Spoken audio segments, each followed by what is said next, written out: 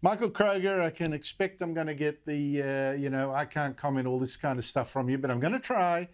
Why is there a leadership challenge when it should be Daniel Andrews under scrutiny? Well, Andrew, you have a low failure rate. Let's just say that in your favour, but you're correct. Look, these are matters for the state parliamentary party. It's difficult for every opposition around the country, as we've seen. Every state opposition, different for the feds, but every state opposition has struggled to land a blow at a time when people are most concerned about what the government can do to make sure they're safe. And oppositions, Liberal or Labor, have struggled to penetrate that public health message, and ultimately these are matters for the state MPs to decide tomorrow, and I'll leave it to them.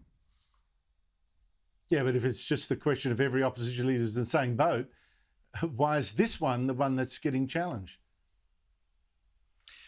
Well, that's a matter for the MPs, Andrew. I think you've seen election defeats and opposition leader changes, one recently in New South Wales, et cetera, et cetera. So I'll just leave it to the MPs to work these things out as they leave it to the federal MPs to work out their leadership, vice versa, and people who are old hacks like me and has-beens who've been part of the organisation over the years, it's not our place. The people who are on the ground in the parliamentary party, the 31 members that know best what to do, and we've if got you really confidence were, that honestly, Michael, if you really were an old hack and nothing to do with you, you would comment. That's precisely because it has something to do with you that you won't. So I'll give a free kick to Steve Conroy. No, it's because I'm still in the party executive. That's why. Exactly. He's on the party executive. Steve Conroy. Look, it really should be Daniel Andrews who's under the scrutiny. Why isn't he? Why is it, in fact, the Liberal leader? Well, I think Andrews, as he came back from his back injury, has significantly changed his approach. You just got to look at the daily press conferences. He's not the focus of them anymore. Their health minister, Martin Foley's doing a fabulous job.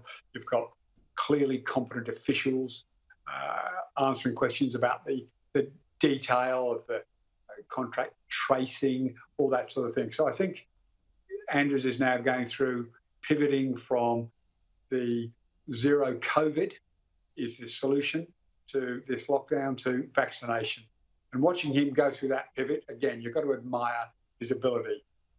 But then the flip side of that is clearly Michael O'Brien has struggled to make any impact.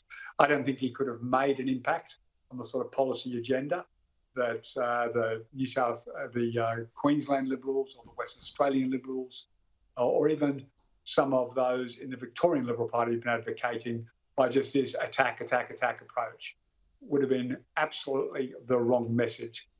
The danger for him is you disappear without trace, and that appears to be the view that the Victorian Parliamentary Party and many in the gallery have come to, that he's been unable to carve out a position between outright attack and supportive but critical in various situations. So all of the pundits would suggest that he's in trouble tomorrow, but you've got to shake your head in astonishment and go, so they're going back to the most unsuccessful political leader that they've had in 35, 40 years. This is a bloke who had the seats of Brighton and Sandringham on the undecided / leaning Labor's way on the night of the election. This is a bloke who ran a campaign on policies to do with Sudanese gangs and crime and law and order was out of control. The red shirts would bring Labor down. And he was unable to land the blow over. No, you make a good point. You make a good point. That said, Michael Kroger, and I'll try and frame the question in a way that you might just answer. Matthew Guy, despite the characterisation, and it's true, campaign on law and order, whatever, he in fact projected nice guy, mild guy. He seemed a little soft last time he was leader. How do you think he's changed, whether or not he'll win, how do you think he's changed in the years in the wilderness? Well, I think every leader's better second time round, whether he wins tomorrow or not. I think his history has shown that. A lot of leaders, after having lost an election, are better second time round. Nick Greiner was after he lost election, and certainly I was listening to ABC Radio this morning, people ringing up saying, oh, you can't recycle leaders. Well, goodness me, I hope no one told Jeff Kennett and John Howard that, because they won 6 elections after they were recycled. So People do learn from defeat, and the electorate doesn't mind someone who's been defeated coming back. The electorate respects the fact that Michael O'Brien and everybody else, every other opposition leader, has also done it incredibly hard. So these are difficult times for opposition leaders. If I can just correct something about that Stephen said, it is absurd to pin the 18 result to a bit of advertising and a few policies. The 18, and Labor, everybody knows this. The 18 state election here in Victoria went south after the leadership brawl, the fiasco surrounding Turnbull demanding the 42 signatures. That went on and on for weeks and months. We then had the very bruising allegations of bullying. The Liberal brand in November 18 was toxic, not only in Victoria, but the month before, of course, we lost Malcolm Turnbull's own seat with a 20% swing against us. We lost the Wagga Wagga State New South Wales by-election the month before that with a 20% swing against us.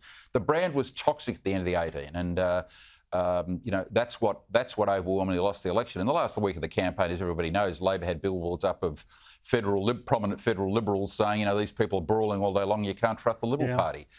That was the overwhelming factor which led to the election defeat. There's a point there too.